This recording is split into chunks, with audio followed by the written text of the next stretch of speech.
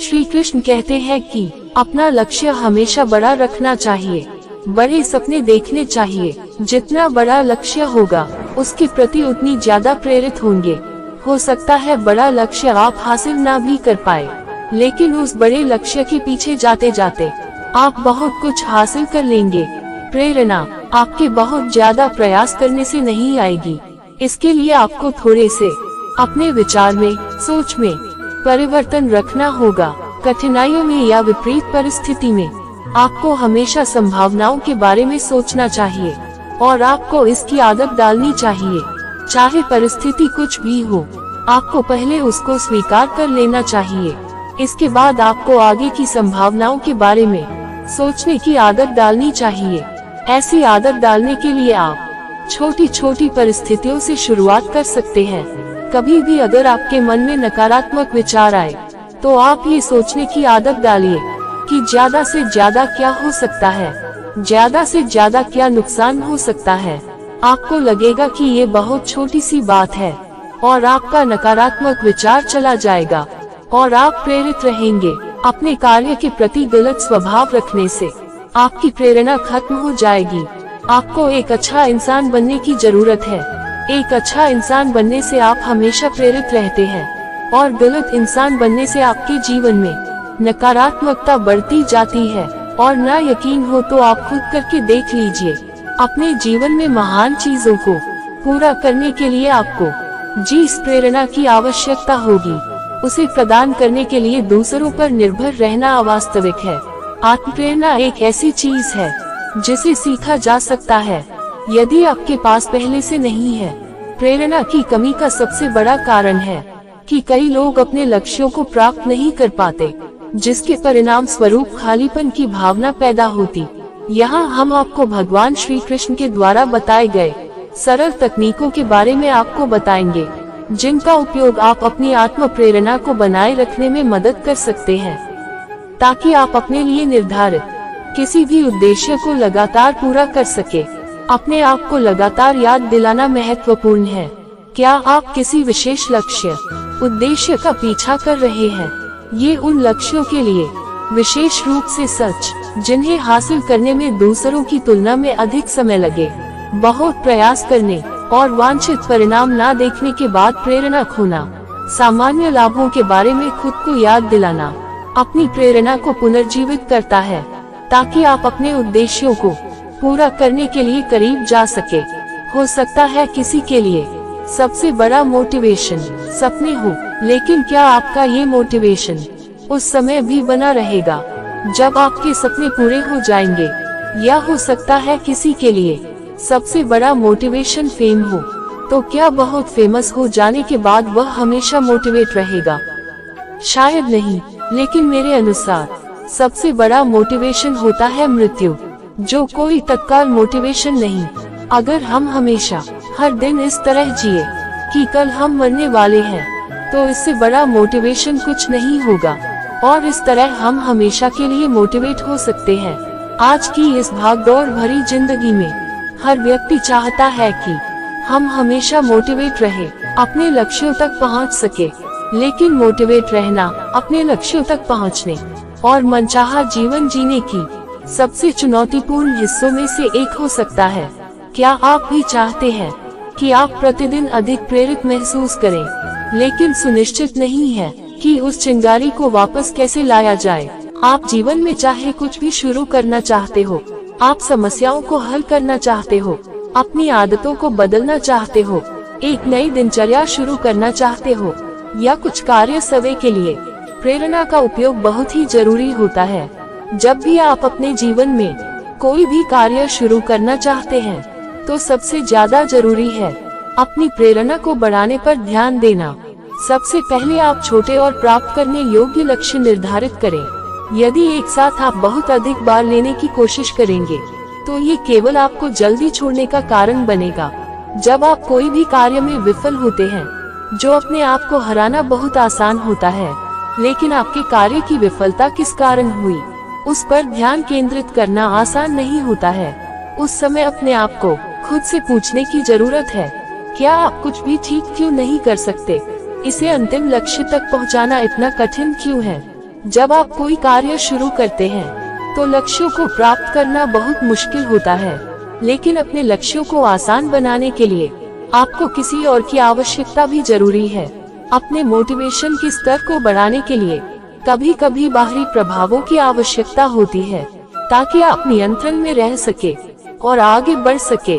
जब भी आप कोई लक्ष्य निर्धारित करें तो अपने किसी मित्र या पारिवारिक सदस्य को बताएं, जिस पर आप अपने लक्ष्यों के बारे में भरोसा करते हैं, ताकि वो आपको जवाबदेह ठहरा सके और आपको सही रास्ते पर रख सके। कुछ दिन के लिए दूसरों की तुलना में मोटिवेट रहना थोड़ा कठिन होगा, लेकिन जब आपको कोई आपके लक्ष्य के बारे में बताएं, जिससे आपको अपना लक्ष्य प्राप्त करना सरल हो सकता है। कुछ समय पहले की बात है, एक दुकानदार जिन्होंने एक अगरबत्ती की दुकान खोली। राम प्रसाद जी हर रोज की तरह घर से निकले अपनी दुकान पर जाने के लिए। उन्होंने सुगंधित एवं बेस्ट क्वालिटी की अगरबत्तियां अपने यहाँ मंगाए और बहुत अच्छे से अपनी दुकान पर सजाई हुई थी। राम प्रसाद जी एक नर्म किस्म के व्यक्ति थे।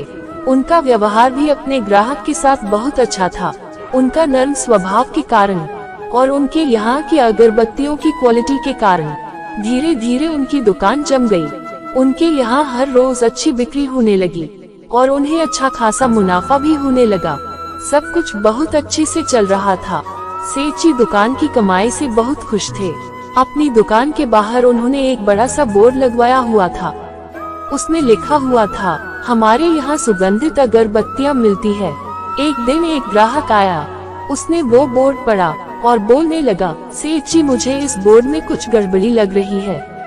सेठ जी भोले भाले थे, पूछने लगे क्या हो गया, आपको क्या गड़बड़ी लगी? मैंने तो वही लिखवाया है जो मैं यहाँ बेच रहा हूँ, इसमें क्या गलत है?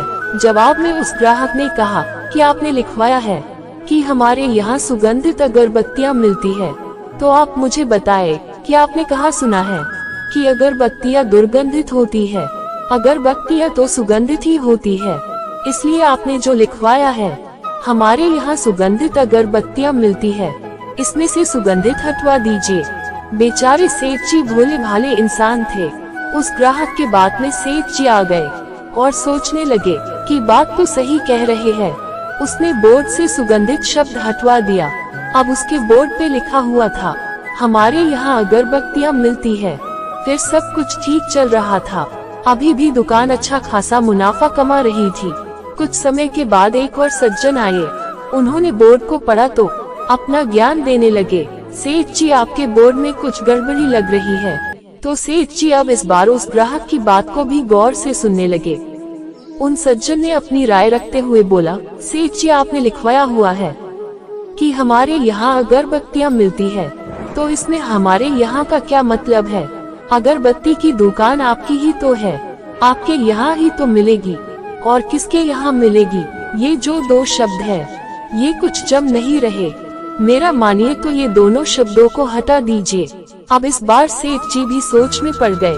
सोचने लगे कि बात तो ये सही कह रहे हैं, हमारा दुकान ही तो है, फिर हमारा यहाँ लिखवाने का क्या मतलब?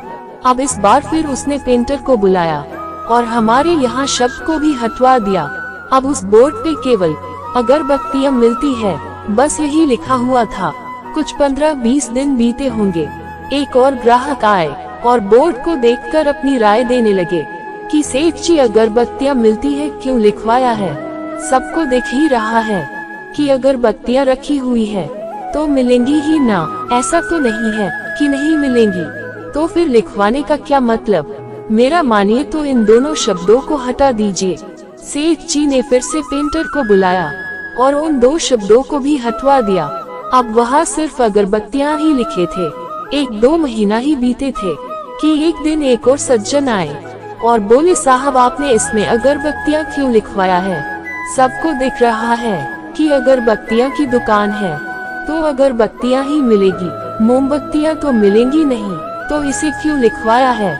मुझे तो ये जम नहीं रहा है, इसे आप हटवा क्यों नहीं देते? लिहाजा फिर से पेंटर को बुलाया गया और अगरबत्तियाँ शब्द को भी हटवा दिया। अब बोर्ड पर कुछ नहीं लिखा था, बिल्कुल खाली हो गया था। कुछ महीने बीते। अब धीरे धीरे उनका धंधा मंदा होने लगा, बिक्री कम होने लगी। सेठ जी कुछ समझ नहीं पा रहे थे ऐसा क्यों हो रहा है। अभी तक तो सब कुछ ठीक चल रहा था, फिर अचानक बिक्री कम क्यों होने लगी। कुछ समय बाद सेठ जी का एक बहुत ही पुराना दोस्त आया। दुकान पर ऐसे ही इधर उधर की बात चलने लगी, फिर बात काम धंधे पर आ गई। सेठ जी ने बताया कि कुछ समय से काम धंधा ठीक नहीं चल रहा है, बिक्री कम हो गई है, पर वजह समझ नहीं आ रहा है। तो सेठ जी का दोस्त दुकान के बाहर गए और चारों ओर से दुकान को देखने लगे। अचानक से उनके दोस्त की नजर उस बोर्ड पर गई। बोर्ड को देखकर वो हैरान रह गए। दौड़कर वो सेठ जी के पास गए और बोले, अरे ये क्या कर रखा है तुमने, बेवकूफ हो क्या, तुमने इतना बड़ा बोर्ड खाली छोड़ रखा है, उस पर कुछ नहीं लिखवाया। तुम्हें कुछ लिखवाना चाहिए जिससे तुम्हारी पहचान बढ़े। तुम उस बोर्ड पर लिखवाओ कि हमारे यहाँ सुगंधित अगरबत्तियाँ मिलती है, फिर देखना कि दुकान कैसे चलेगी। इधर सेठ जी के दोस्त ने ये बात कही, उधर सेठ जी का दिमाग थनका कि कैसे सबकी राय लेते लेते खुद का ही नुकसान करा लिया। अब सेठ जी को सब कुछ समझ आ गया था कि उनकी गलती थी कि कैसे सबकी राय लेते चले गए और अपना ही नुकसान करा लिया। दोस्तों, इस कहानी से हमें क्या सीख मिलती है? अगर आप सबकी राय लेते जाएंगे तो कहीं आपका अपनी राय का धंधा मंदा न पड़ जाए। जब तक आप डरते रहेंगे, दूसरों की राय लेते रहेंगे, तब तक आप अपने जिंदगी के फैसले नहीं कर पाएंगे।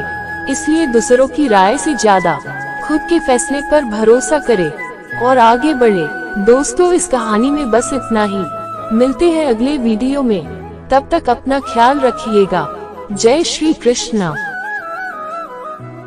दोस्तों, अगर आपको हमारी वीडियो अच्छी लगी हो तो वीडियो को लाइक करके अभी हमारे चैनल को सब्सक्राइब कर लीजिए ताकि हमारी हर वीडियो आप तक पहुंच सके।